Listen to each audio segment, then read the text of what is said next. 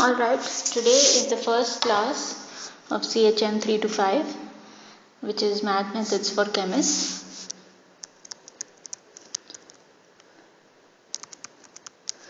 I am Rati Sharma and you can contact me on this email ID. There will also be TAs for this course, but I will inform you about that. Alright, so the first chapter is linear algebra.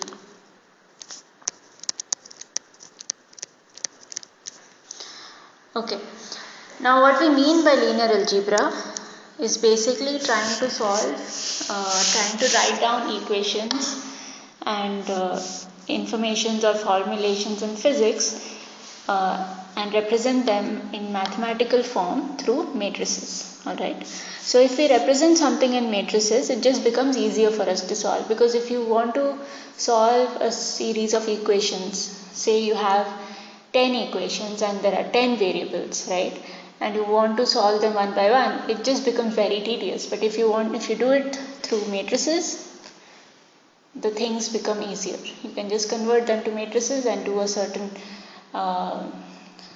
perform certain actions on them, which we will learn about, and then you can solve all the 10 equations without going into that much algebra as is required if you do it one by one. Okay, so why do we need linear algebra, right? We need linear algebra because there are many examples in day-to-day life, examples in physics, in chemistry, in mathematics, even when you solve equations that deal with biology, in computer science, right? Whatever, anything that you might think of, and if you want to solve them, it's always nice to represent them in the form of matrices.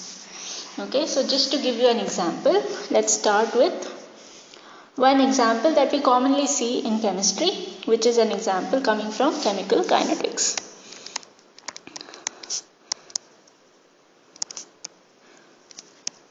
Okay, so in chemical kinetics, let's say we have an equation, we have a set of reactions. So one reaction, this is a zeroth order reaction. So M is being produced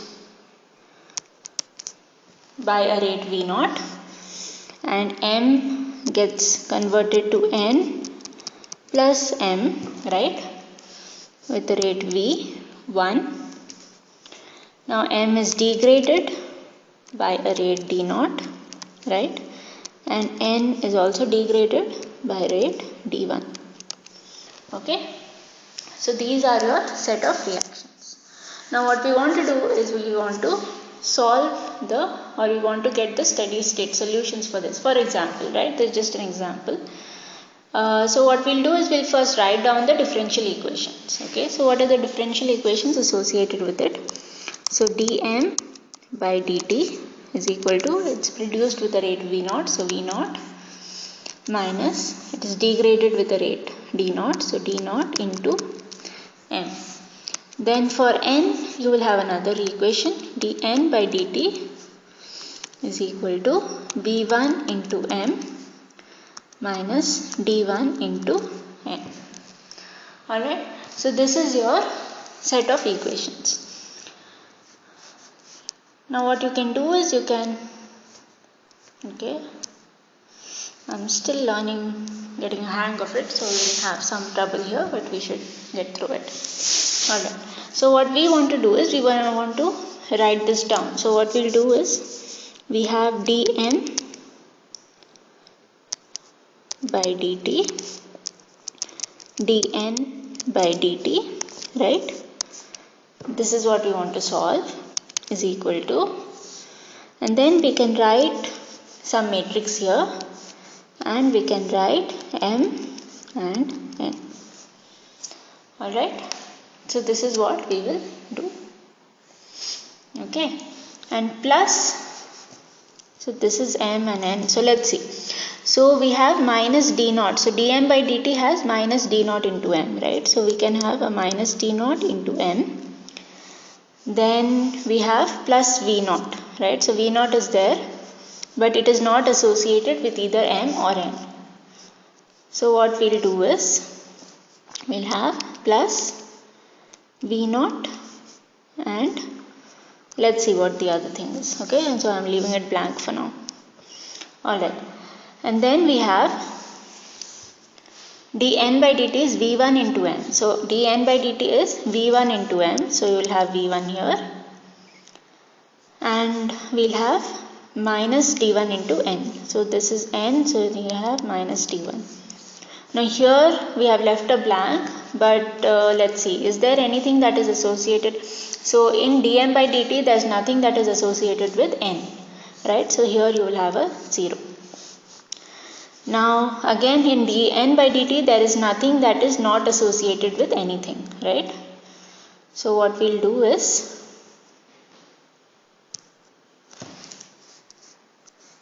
we'll write 0 here. Okay, so this is your matrix representation of the equation that we studied just now.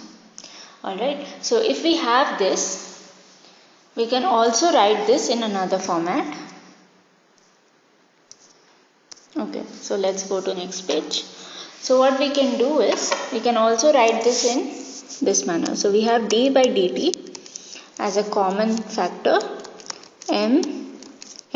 So d by dt is acting on the vector mn is equal to minus d naught 0 v1 minus d1 into mn plus v naught and 0.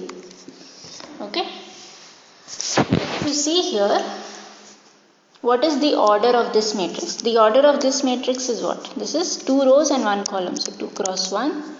The order of this matrix is 2 rows, so 1 row, 2 row and 2 columns, right?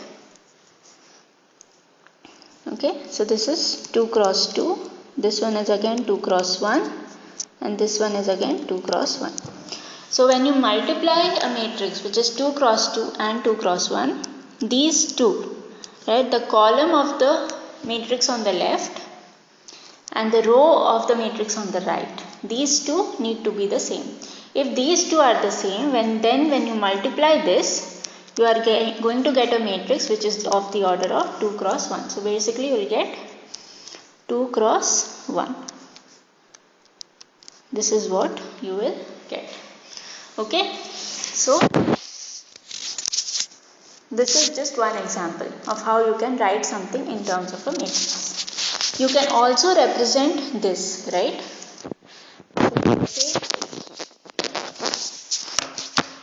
So let's say you have this equation, this one, right, and this one.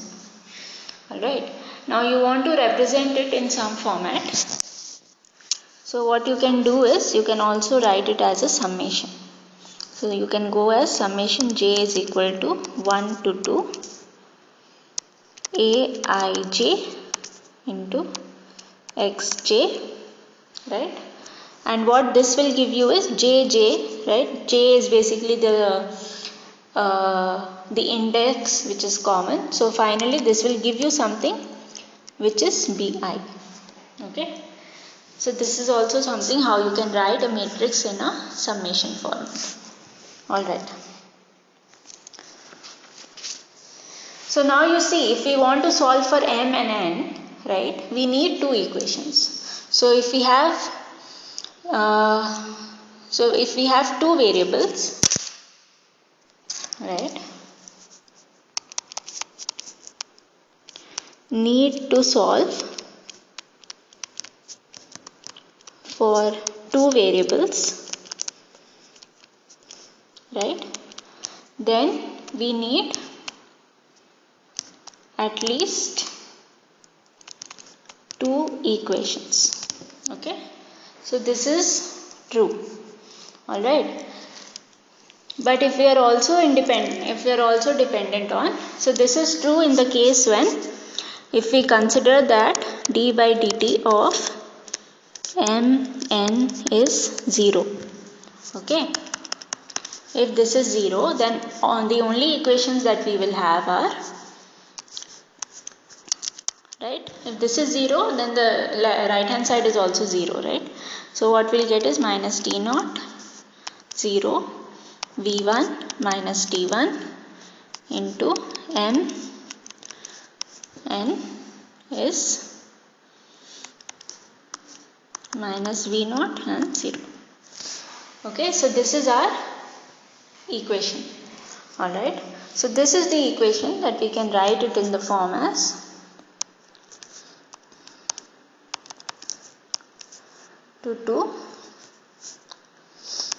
Aij xj is equal to Bi. Okay, where I is equal to 1 or 2 because we have two equations, right? So I can be, so we are either writing for this one or we are writing for that one, right? So that is our equation. Okay. Now, but if we want to solve for time as well, right? So this I told you, if we have two equations, right? We have two equations and we have two unknowns, so m and n are unknowns, right? Then we need two equations to solve for the two unknowns. But if we want to solve for time as well,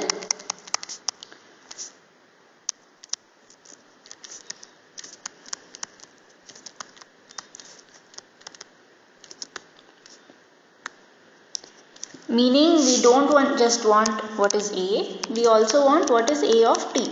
What is A at a particular time, right? In that case, we need to have some initial or boundary conditions.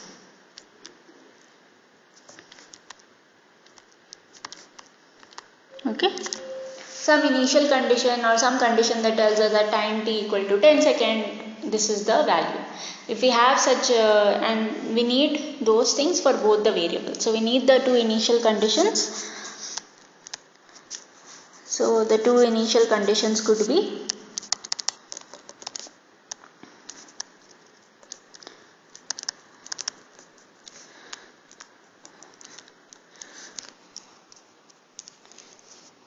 m at t equal to 0 is some value, let's say n naught, and n at t equal to 0 is some value, say n naught. Okay, these could be our two initial conditions. Alright, so this is something I think most of you already know, but this is just to bring everyone on the same page and to start the class on linear algebra. Okay. Now, what are the other examples where you can find matrices, right? What are some other problems where matrices are very common? Another example is in quantum mechanics.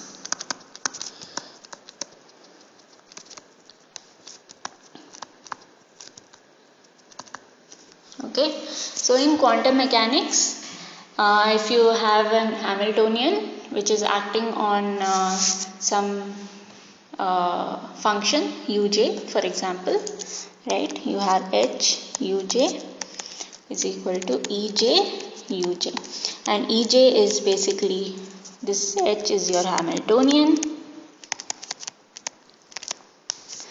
ej is energy, eigenvalue.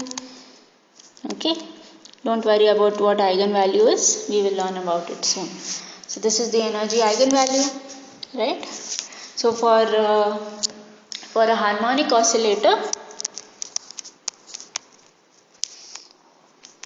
the energy eigenvalue takes a certain form, right?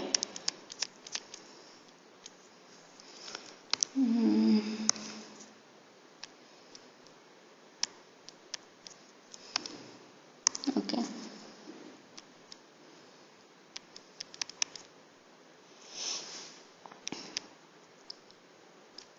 So for a harmonic oscillator, you are going to have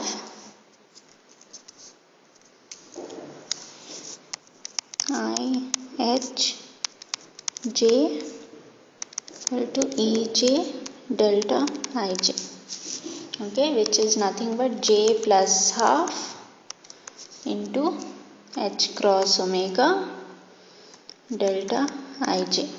Okay, so what this means is that your Hamiltonian is nothing but H cross omega into half, 0, 0, 0 and so on, 0, 3 by 2, 0, 0 and so on, 5 by 2 and it keeps going. Alright, so this is basically your Hamiltonian. So this is something that comes up a lot in quantum mechanics. So if you learn how to solve for eigenvalues, right, you see here Ej is your eigenvalue, and in quantum mechanics most often what you want to do is you want to solve for eigenvalues. You have some operator acting on a function, and when that operator acts on a function it gives some eigenvalue into that function. Okay, so you want to know what the eigenvalues are. In the case of a Hamiltonian, the eigenvalues are energy values. Okay, so these are energy levels. So you want to know what the values of these energy levels are. In that case, what you have to do is you have to solve this matrix. You have to solve this matrix type of equation, and once you solve it, you get the eigenvalues. Alright? Okay. So these are how to solve eigenvalues is something we will learn later, but this is just to give you some background. Another example is, let's say, so I want to give some other example which is not related to physics and or chemistry, but another example is your images. Okay, so this is something that we use a lot, right? We always click pictures, then we crop the pictures, then we put filters on the pictures, then we post them on Instagram or wherever else you want to post them, right? So this is something that people have been developing over the years. Okay, and what these images are nothing but matrices, right? And so each image could be a matrix. Okay, so an image, a black and white image, will have only ones and zeros. Okay, and then it will have right, it could have whatever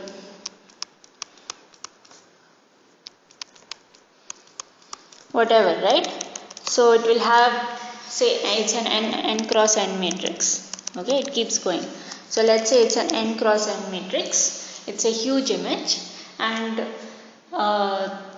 each pixel is basically represented by some number. So each pixel is basically an element in the matrix. The element corresponds to a certain row and a certain column. So this element is basically A11, right? A11, A12, A13, it goes on. So each element represents a pixel.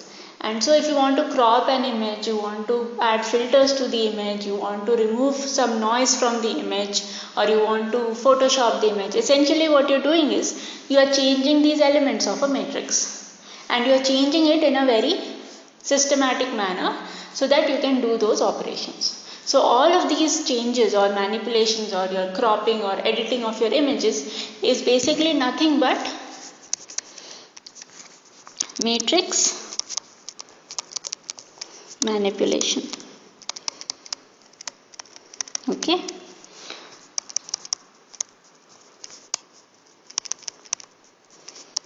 So image editing is nothing but matrix manipulation. Similarly with video editing is also nothing but matrix manipulation.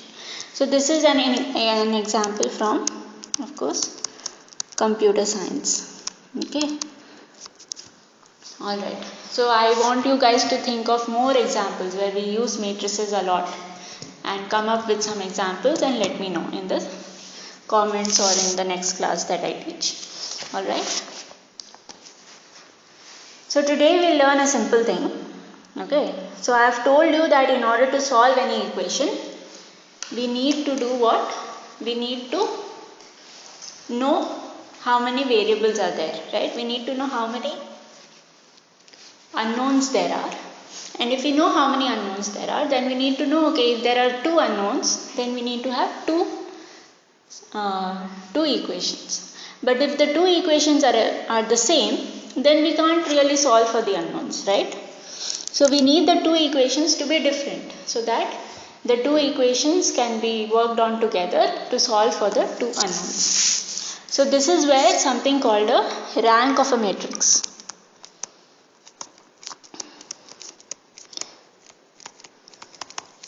So this is where something called a rank of a matrix helps us. It helps us decide how many solutions